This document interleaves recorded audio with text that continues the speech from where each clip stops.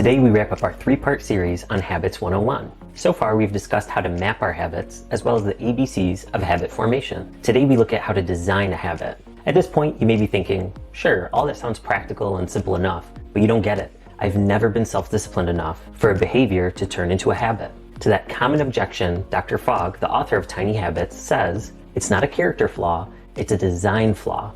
In other words, you don't necessarily need to develop self-discipline, although that'd be great too. You just need a better architect algorithms. What exactly is an algorithm? Good question. An algorithm is a process or set of rules to be followed in order to achieve a desired outcome. We have algorithms for baking a cake, laid out for us in a recipe. We have algorithms for performing long division. Does McDonald's serve burgers? AKA divide, multiply, subtract, and bring down.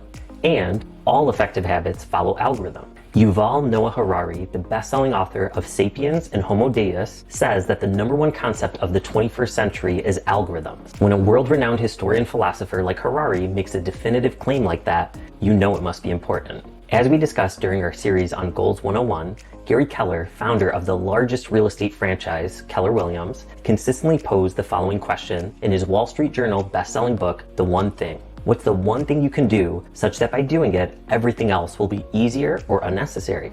Brian Johnson, CEO of Heroic, consistently asks us coaches the following similar question. What one habit could you install that would have the greatest impact on your life? And just as powerful, and possibly even more important, what one habit could you delete that would have the greatest impact on your life? Brian also encourages his members by reminding us that when you struggle to stick with your desired habits, it's not because you're you, it's because you're human. All right, you get it. It's not a you issue and algorithms are important. So what does this look like? Let's give an example of an algorithm for deleting a habit as well as an algorithm for installing a habit. First, deleting a habit. We all know the importance of getting a good night of sleep. And we can also all guess what's the #1 bad habit that gets in the way of it. Our phones. Not only does the scrolling until we fall asleep usually keep us up later than planned, but the blue light from the screen also simultaneously prevents the body's release of melatonin, the hormone that makes us feel drowsy, while producing cortisol, the stress hormone that makes us feel more alert, which is great when we're in fight or flight mode trying to survive, but not so great when trying to get a good night of sleep. So here's a great algorithm.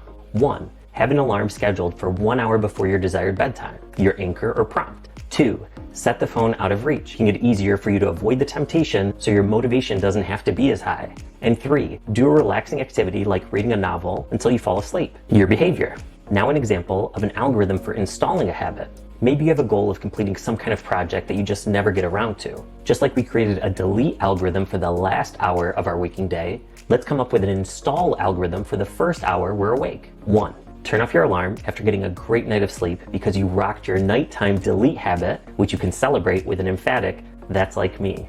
2. Do your morning routine, making your bed, using the restroom, brushing your teeth. And 3. Spend 30 minutes working on your creative project before checking your phone. That way, you're being creative before you're reactive.